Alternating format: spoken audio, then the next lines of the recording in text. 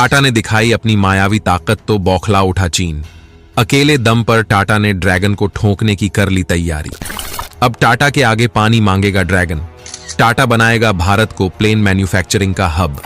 जी हां दोस्तों, टाटा ने कमर कस ली है न केवल भारत को प्लेन मैन्युफैक्चरिंग का हब बनाने के लिए, बल्कि चीन को उसकी औकात बताने के लिए, क्योंकि अभी तक चीन को ही एशिया में मैन्युफैक्चरिंग का किंग माना जाता था। लेकिन टाटा ने ऐसा गेम खेला है, भारत की शान टाटा कुछ ऐसा करने जा रहा है कि चीन को उसकी औकात पता चल जाएगी। और अगर टाटा के वैज्ञानिक अपने इस मिशन में कामयाब रहते हैं तो न केवल चीन की मैन्युफैक्चरिंग बादशाहत को खत्म कर देंगे, बल्कि भारत ऐसा करने वाला एशिया का पहला देश बन जाएगा। पूरी अपडेट को बारीकी से समझने के लिए और टाटा के वैज्ञानिकों पर गर्व करने के लिए वीडियो में लास्ट तक बने रहिए। लेकिन टाटा के वैज्ञानिक भारत को जिस तरह से प्लेन मैन्युफैक्चरिंग का हब बनाने जा रहे हैं, उसके लिए वीडियो को एक लाइक और कमेंट बॉक्स में जय हिंद का एक प्यारा सा मैसेज जरूर टाइप कीजिए। दोस्तों, अगर आपको याद हो तो आज से कुछ महीनों पहले भारत सरकार द्वारा टाटा को एक प्रोजेक्ट दिया गया था C295 ट्रांसपोर्ट एयरक्राफ्ट को डेवलप करने का। और टाटा के वैज्ञानिक इस एयरक्राफ्ट को डेवलप करने में दिन रात की मेहनत से जुटे हुए हैं। और आपको जानकर हैरानी होगी कि ये एशिया में मैन्युफैक्चर किया जाने वाला पहला ट्रांसपोर्ट एयरक्राफ्ट होगा। यानी कि इस तरह के प्रोजेक्ट को अभी तक चीन भी कंप्लीट नहीं कर पाया है। और यही कारण है कि जब टाटा को भारत सरकार द्वारा ये प्रोजेक्ट दिया गया था तो चीन बौखला उठा था, चीन रोने लगा था और ऑफिशियल बयान जारी किया था कि टाटा के पास इस ट्रांसपोर्ट एयरक्राफ्ट को डेवलप करने का कोई अनुभव नहीं है। ऐसे में टाटा का ये प्रोजेक्ट फेल हो जाएगा।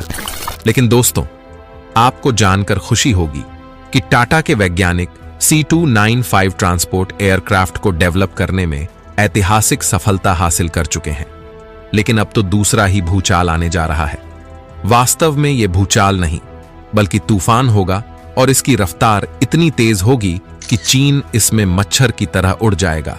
क्योंकि जिस C295 ट्रांसपोर्ट एयरक्राफ्ट प्रोजेक्ट को लेकर चीन द्वारा कहा जा रहा था कि टाटा का यह प्रोजेक्ट फेल हो जाएगा, अब टाटा के वैज्ञानिक ठीक इसी तरह के एक और मिशन पर निकल चुके हैं और पहले से भी खतरनाक धमाका करने जा रहे हैं।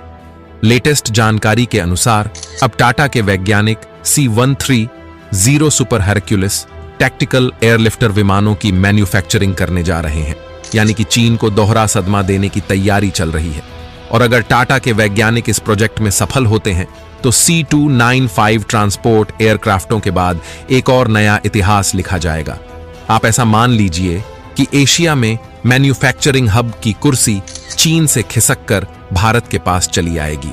रिपोर्ट के अनुसार C-130 super Hercules tactical airlifter विमानों की मैन्युफैक्चरिंग करने में अमेरिका की एक कंपनी लॉकहीड मार्टिन टाटा के वैज्ञानिकों की मदद करने वाली है।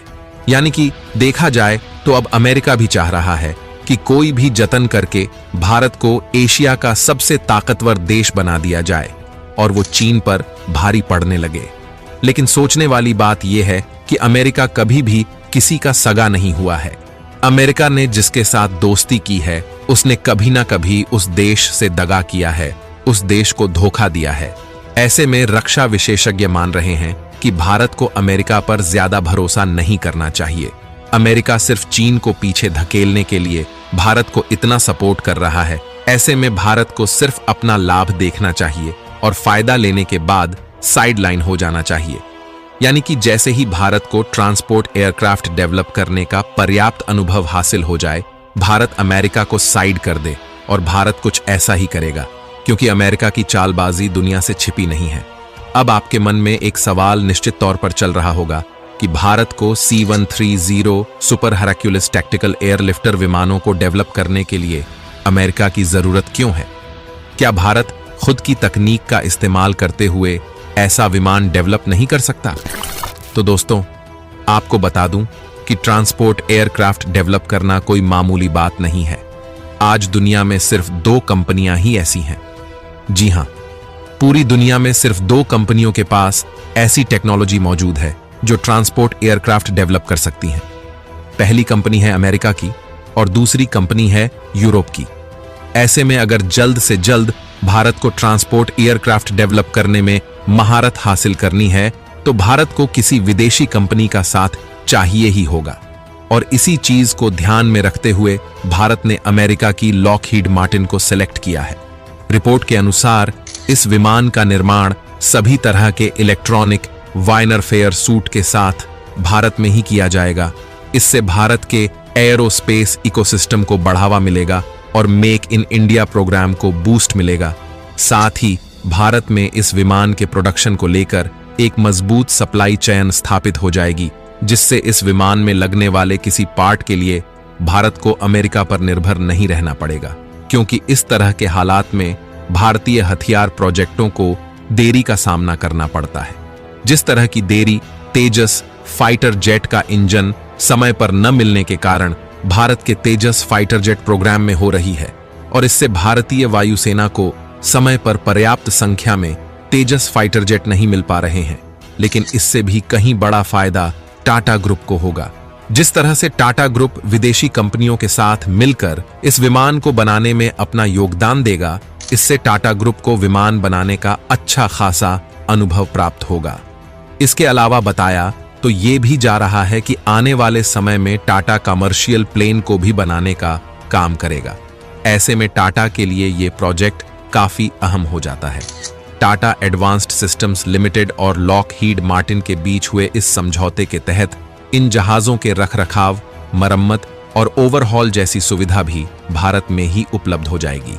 इससे भारतीय वायुसेना के मौजूदा 12C-130 सुपर हेरक्युलिस बेड़े को भी काफी बड़ा फायदा होगा।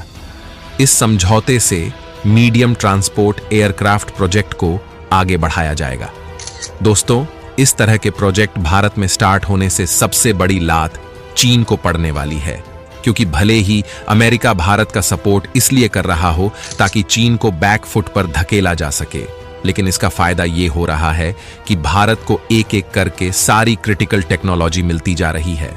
भारत को वो टेक्नोलॉजी भी मिल रही है जिसको आज तक अमेरिका ने किसी दूसरे देश को ट्रांसफर नहीं की है। यानी कि जिस टेक्नोलॉजी को डेवलप करने में भारत को कम से कम 50 सालों का समय लगता, चीन के चक्कर में भारत को वो टेक्नोलॉजी धड़ाधड़ मिलती जा रही है। इसका फायदा ये होगा कि भारत के ऐसे ऐसे हथियार हो जाएंगे जिनका